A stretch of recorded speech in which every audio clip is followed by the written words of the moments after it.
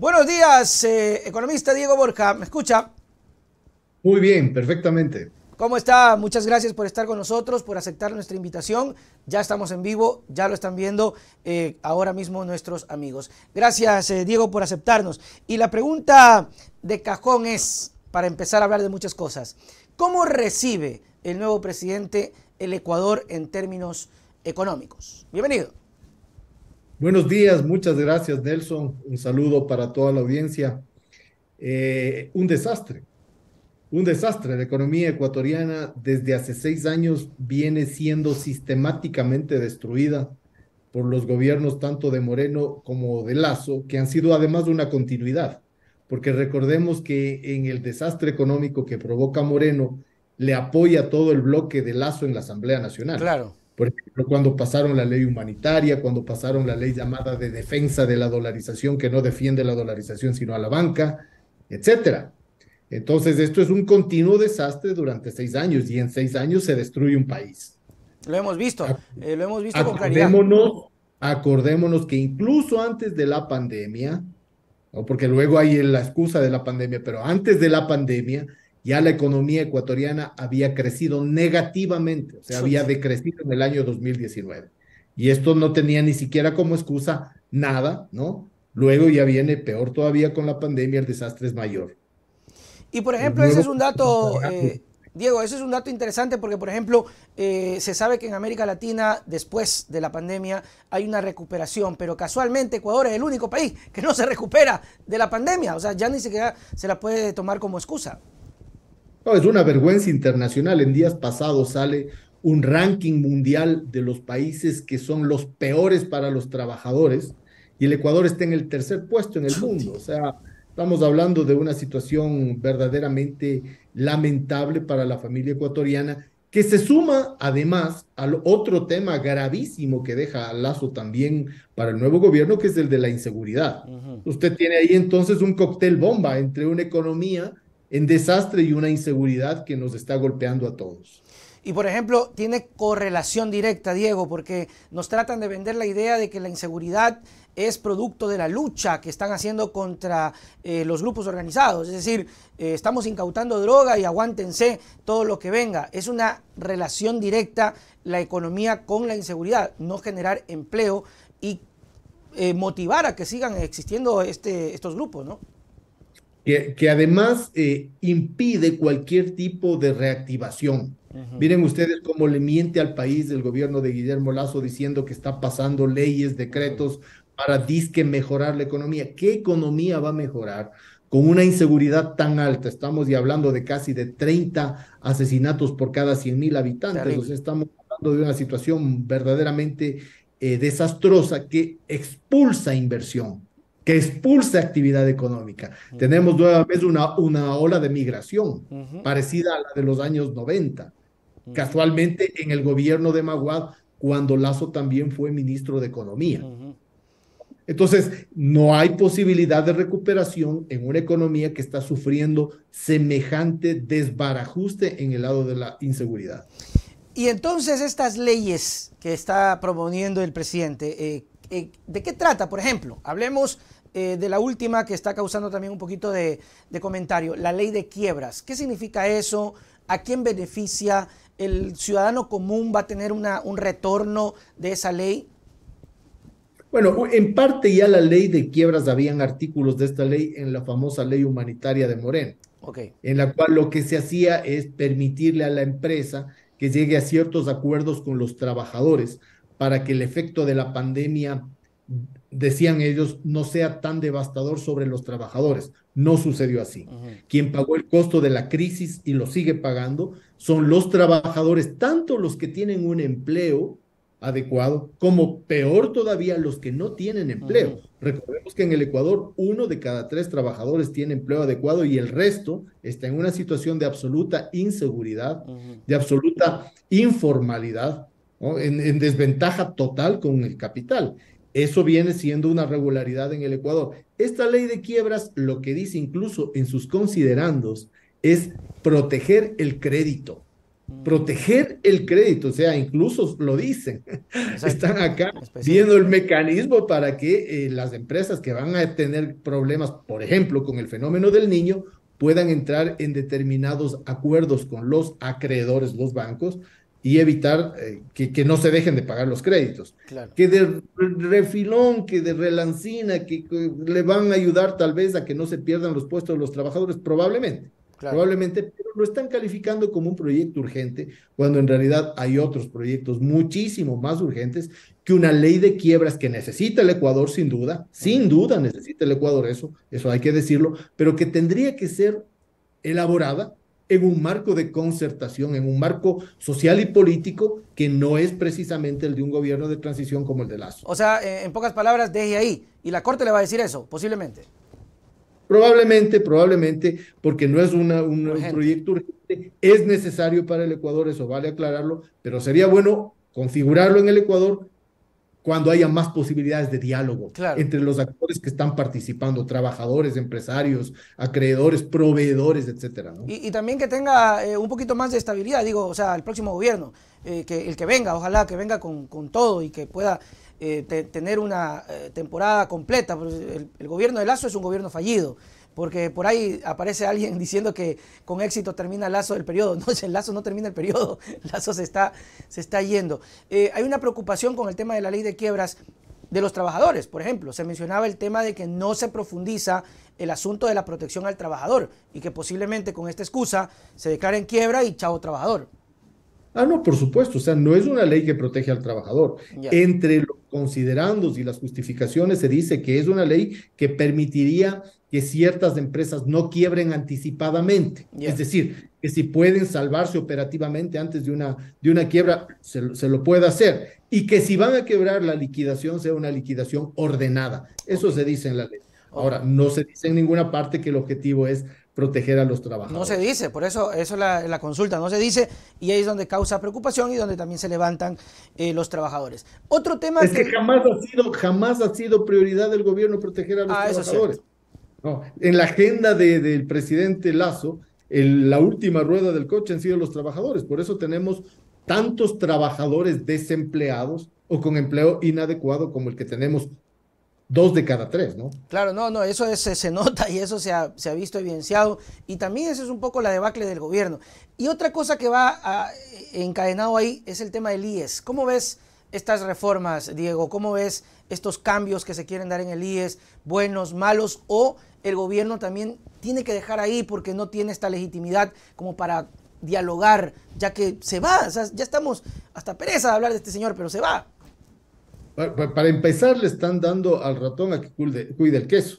Para empezar, quien está encargado de la comisión es un conspicuo neoliberal, que es el economista de la Torre, que viene desde la época precisamente de Maguad, que siempre ha tenido en su mente la privatización del sistema de seguridad social. Ok. Siempre.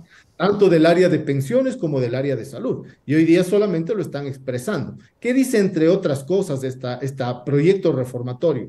Dice que se va a aumentar el tiempo, ¿no? Ajá. El tiempo de aporte de los trabajadores.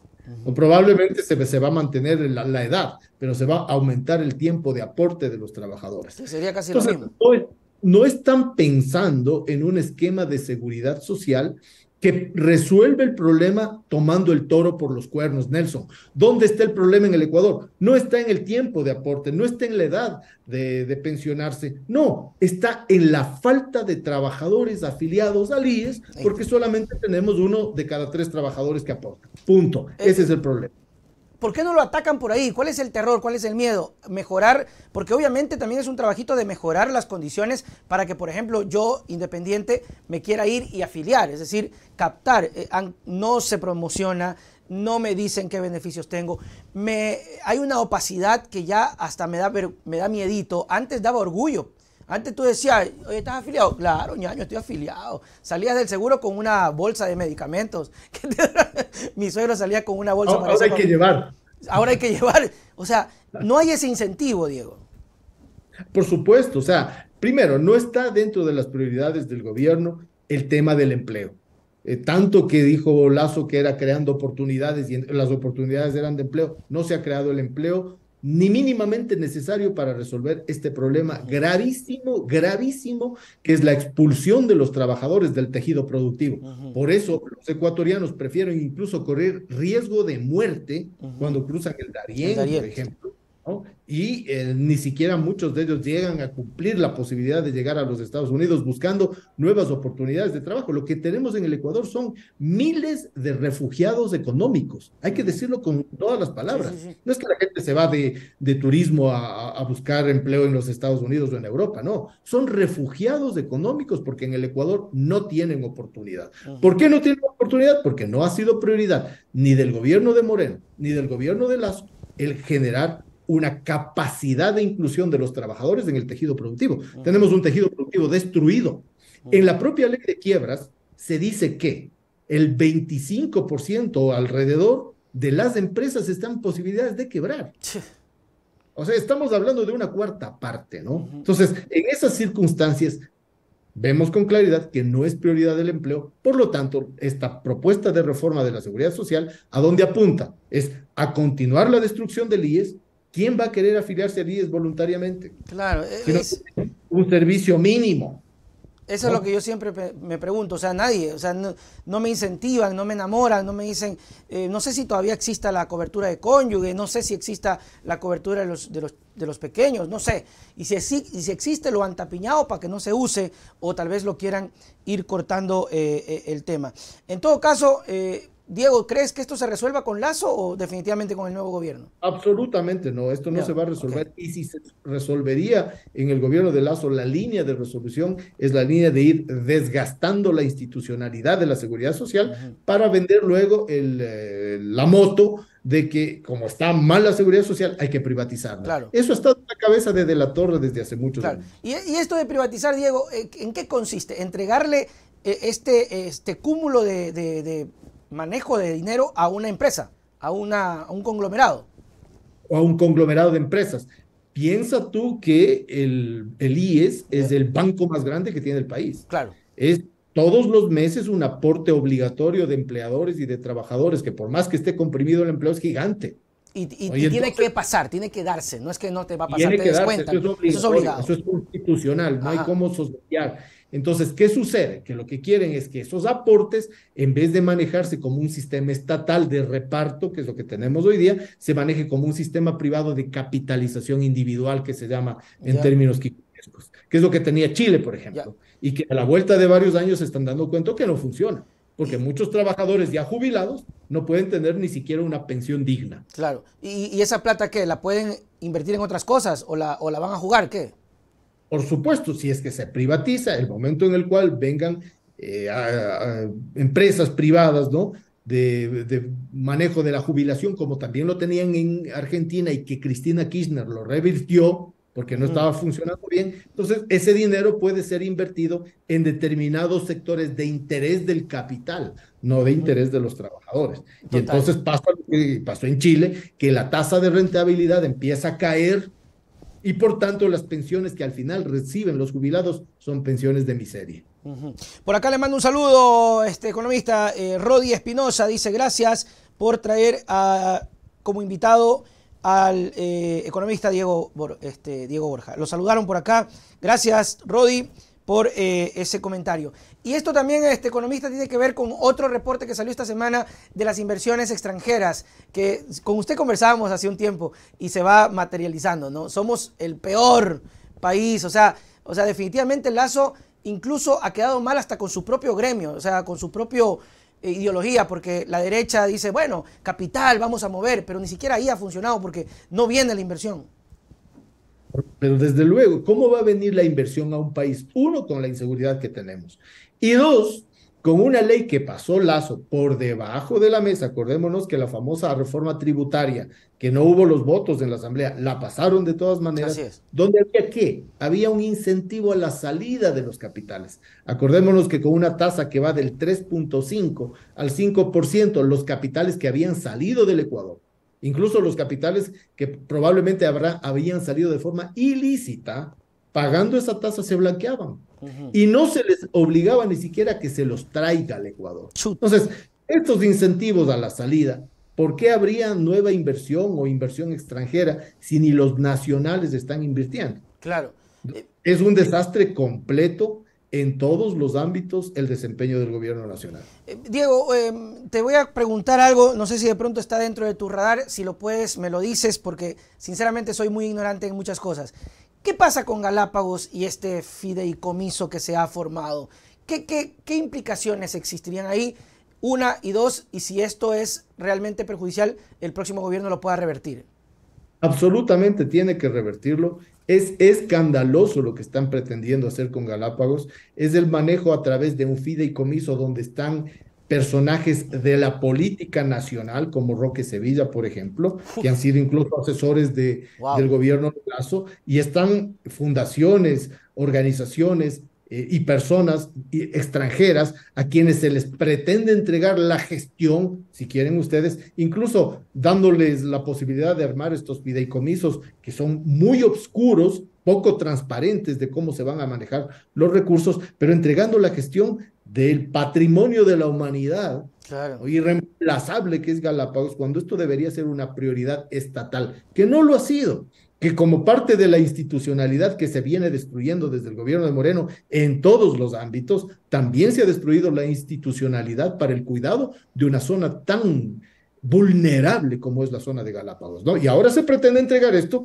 a un conjunto de personajes nacionales y extranjeros bajo modalidades de fundación y de fideicomiso. Para entender ese concepto, es decir, este conglomerado hace algún tipo de gestión y te lo van a cobrar porque ellos necesitan que regrese ese billete. ¿Cómo funciona eso? ¿Van a hacer que O sea, hoteles, no sé, van a cobrarte la entrada? se supone que van a haber dineros que se aportan a este fideicomiso, Ya, se supone que van a venir de fuera a cambio de determinadas cosas vinculadas a la protección, entre comillas, ok. pero al ser de un manejo privado, sin una transparencia en su forma regulatoria, por ejemplo, no sabemos en qué va a terminar.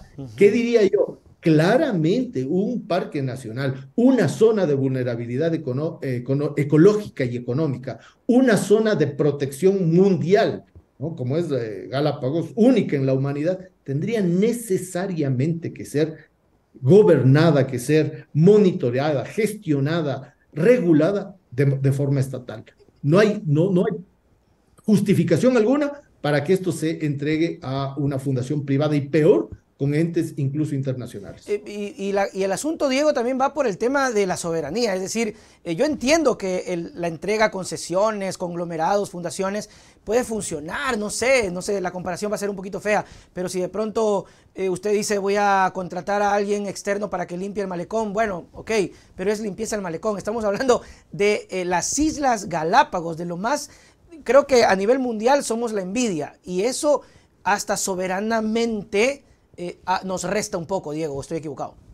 No, no, por supuesto. Es decir, es una cosa es concesionar una carretera, Claro, una se cosa es hace. concesionar algún sistema específico de funcionamiento donde la empresa privada puede ser mejor y funciona, está muy bien. Pero otra cosa es pretender entregar a una fundación, ya digo, bastante opaca, donde hay personajes nacionales y extranjeros también bastante opacos, el manejo de un patrimonio de la humanidad tan vulnerable, como digo, en términos ecológicos, económicos, como es Galápagos. No, no hay presentación. Ahora, para esta gente la soberanía es un concepto etéreo. Para esta Claro, gente la soberanía es un tema de izquierdosos, ¿no? claro.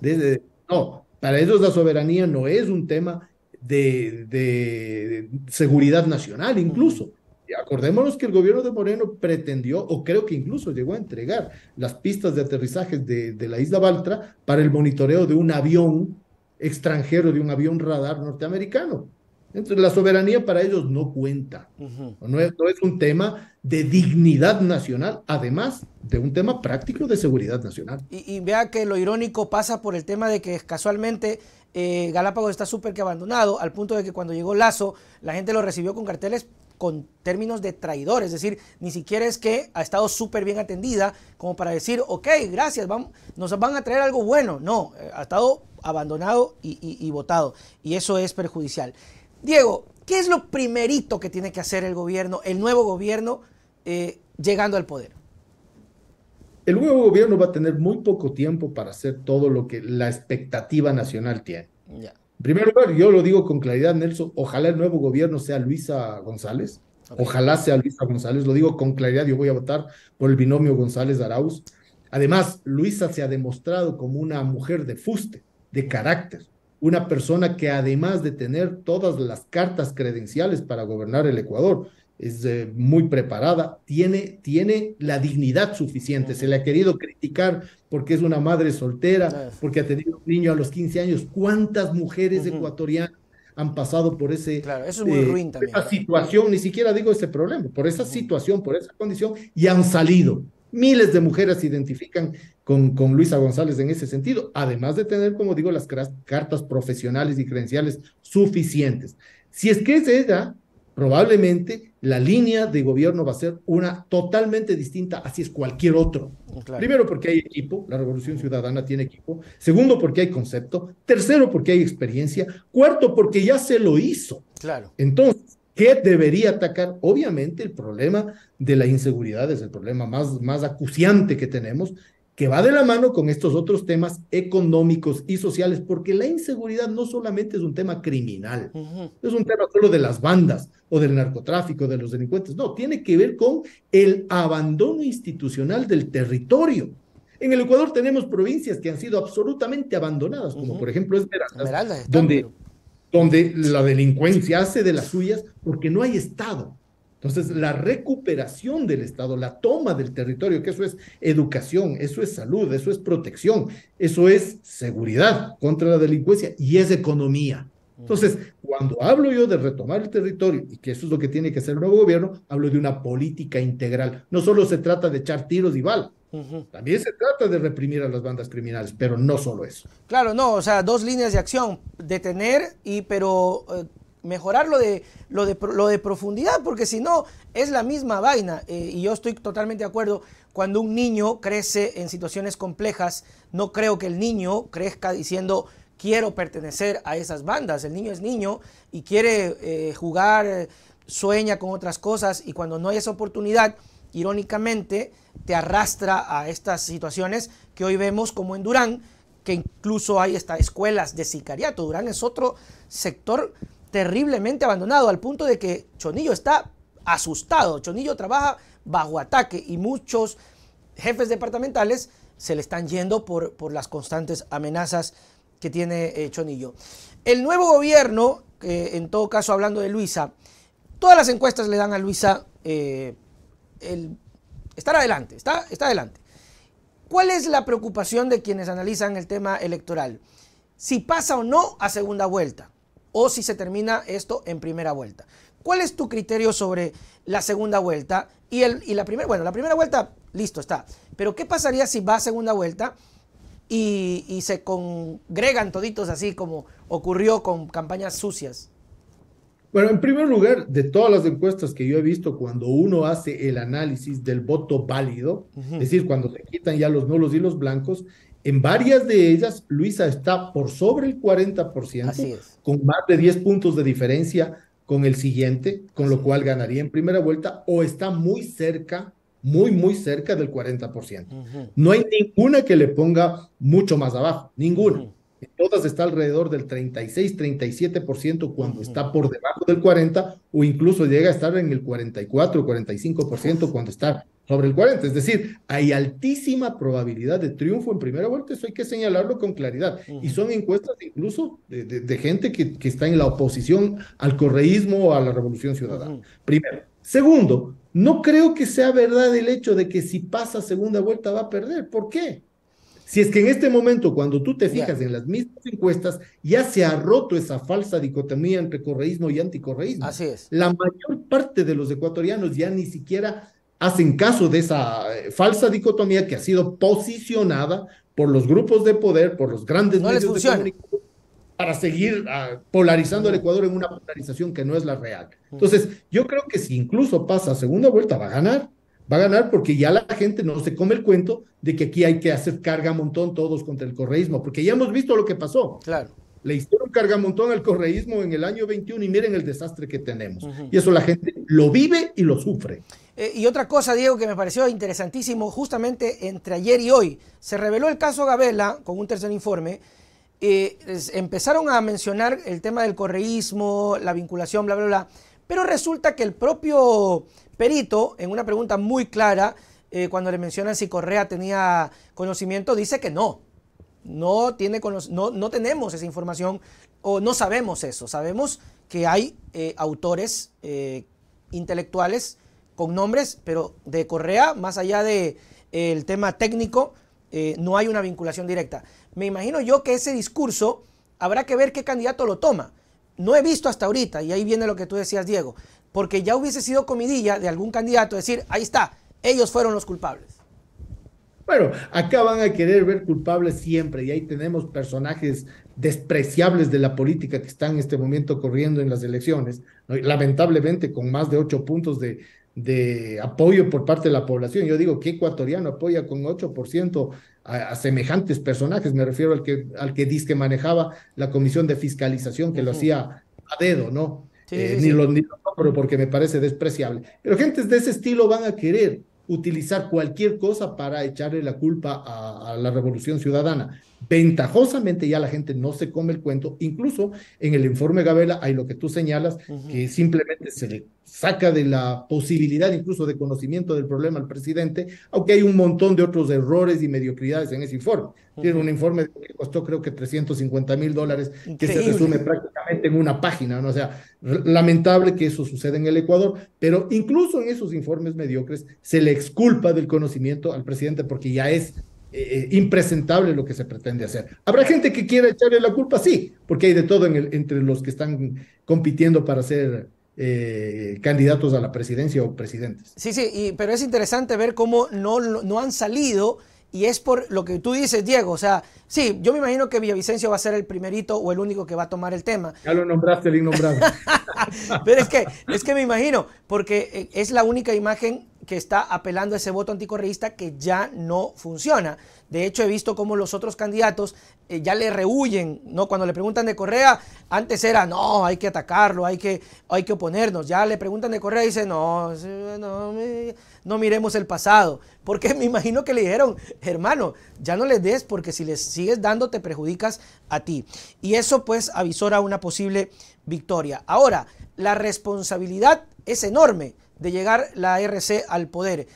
¿Cómo piensas tú que le iría a la RC en este año y medio?